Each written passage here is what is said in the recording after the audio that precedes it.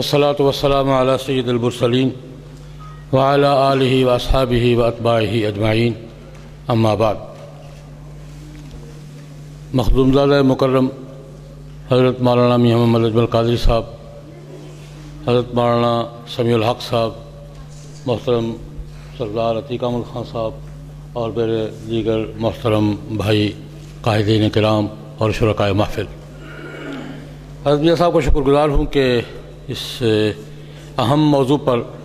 اس seminar میں کچھ حاضری کا موقع فراہم کیا۔ کشمیر کا مسئلہ ہو یا فلسطین کا مسئلہ ہو یا افغانستان کے مسائل ہوں یا قبائل کا مسئلہ ہو یا اراکان کا مسئلہ ہو، پورے عالم اسلام میں اس وقت جو صورتحال ہے وہ ہم سب کی مشترکہ توجہ کے مستحق ہے۔ آج اقوام متحدہ کے جو ادارے رپورٹ دیتے ہیں کہ دنیا میں سب سے زیادہ مہاجرین کی تعداد مسلمانوں کی ہے، میرے خیال میں اگر وہ شہداء کی رپورٹ بھی مرتب کرتے ہوں تو شہداء کی تعداد بھی سب سے زیادہ مسلمانوں کی ہی ملے گی کہ اپنی آزادی کے لیے اور اپنے دین کے لیے اور اپنے وقار کے لیے لڑنے والے مسلمان دنیا میں شہداء کی، اگر وہ اس کی شاید نہ مرتب کریں، مہاجرین کی تعداد مرتب ہوتی ہے اور کہتے ہیں کہ 80% مہاجرین دنیا میں یہ مسلمان ممالک سے اور مسلمان قوموں سے متعلق ہے۔ یہ سب مسائل ہماری توجہ کے مستحق ہیں۔ میں صرف حاضری کے لیے اور شرکت کے لیے مولانا نور البشر صاحب نے اراکان کے مسئلے کی طرف توجہ دلائی ہے، میں بطور خاص اس کا ذکر کرنا چاہوں گا، اور دو باتیں صرف۔ ایک یہ کہ ان کا اراکان کا مسئلہ ہے کیا۔ اراکان ایک زمانے میں آزاد مسلم ریاست تھی اور 350 سال تک یہ آزاد مسلم ریاست رہی ہے،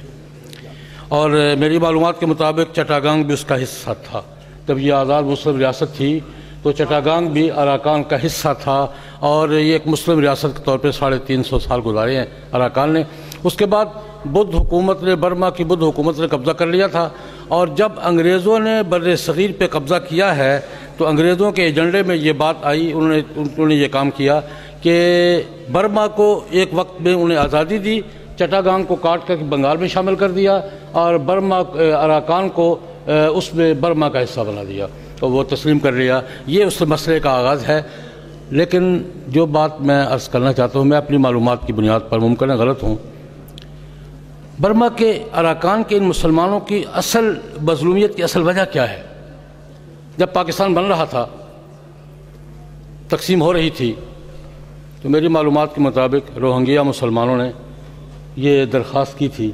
کہ جناب چونکہ بنگلہ دیش کے پڑوس میں ہیں، ہم نئے بننے والے پاکستان کے پڑوس میں ہیں،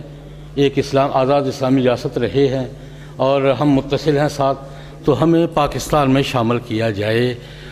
میں سمجھتا ہوں تاریخ کے ایک طالب علم کے طور پر کہ اراکان کے مسلمانوں کو اس خواہش کی سزا دی جا رہی ہے۔ میرا اندازہ یہ تجزیہ یہ ہے کہ اراکان کے مسلمانوں کو، روہنگیا مسلمانوں کو اس خواہش کی سزا دی جا رہی ہے جس خواہش کا اظہار انہوں نے تقسیم وطن کے موقع پہ کیا تھا کہ ہم چونکہ آزاد ریاست رہے ہیں، مسلمان اکثریت ہے، اس وقت تو مشرقی پاکستان تھا، مشرقی پاکستان کے ساتھ ملحق ہیں، اس لیے ہمیں ان کے ساتھ ملا دیا جائے۔ اور آج تک ان کو یہ سزا مل رہی ہے، 2 سزائیں مل رہی ہیں ان کو۔ ایک تو قتل عام کی جو صورتحال مولانا نور البشر نے اور ان سے پہلے ہمارے فاضل دوست نے بیان کی ہے، وہ تو ایک المناک داستان ہے، ایک اندوہناک داستان ہے۔ لیکن دوسرا المیہ اراکان کے مسلمانوں کا یہ ہے کہ برما کی حدود میں رہتے ہوئے، برما کا صوبہ کہلاتے ہوئے اراکان کے مسلمانوں کو برما میں شہریت کے حقوق حاصل نہیں۔ برمی حکومت ان کو اپنے ملک کا شہری تسلیم کرنے کے لیے تیار نہیں ہے، اور یہ بات میں ویسے نہیں کب لگا رہا۔ اقوام متحدہ باقاعدہ اقوام متحدہ کے نمائندے نے گزشتہ ہفتے انڈونیشیا میں کھڑے ہو کر یہ مطالبہ کیا ہے اقوام متحدہ کی طرف سے کہ ان بیچاروں کو برما کا شہری تو تسلیم کیا جائے۔ اراکان کے روہنگیا مسلمانوں کا اصل المیہ یہ ہے کہ برما ان کو اپنی شہریت دینے کے لیے تیار نہیں ہے، حتیٰ کہ برما کی وہ حزب اختلاف کی رہنما جس کو عالمی امن اور برما کی انسانی حقوق کے علم بردار کہا جاتا ہے، اس نے بھی ابھی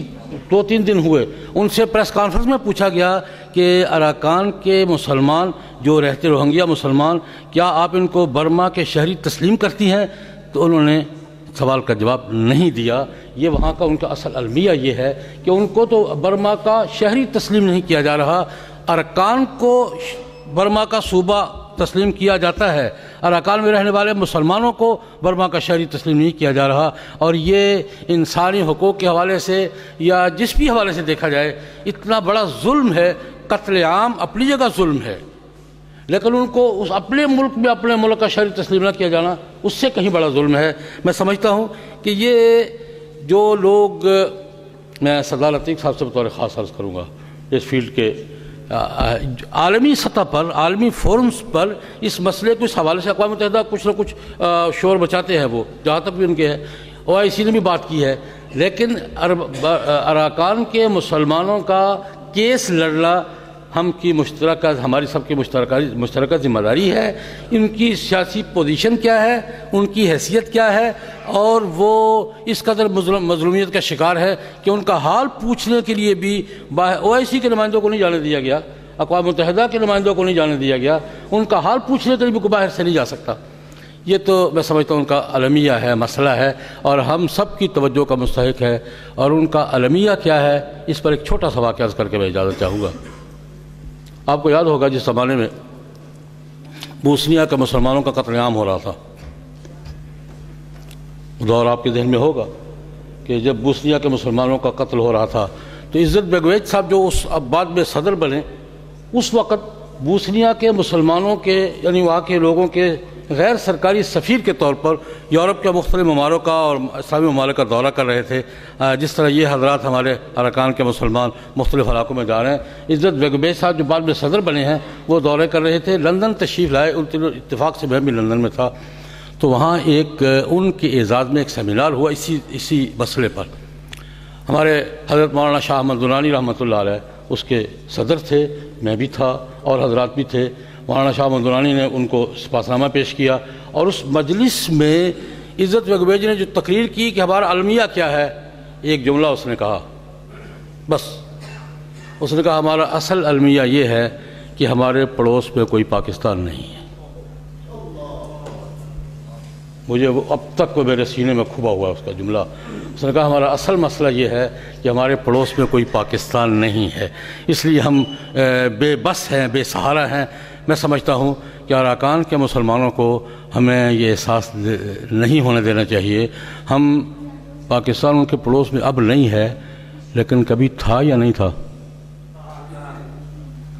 بے شک اب ہم ان کے پڑوس میں نہیں ہیں، لیکن پاکستان ان کے پڑوس میں ایک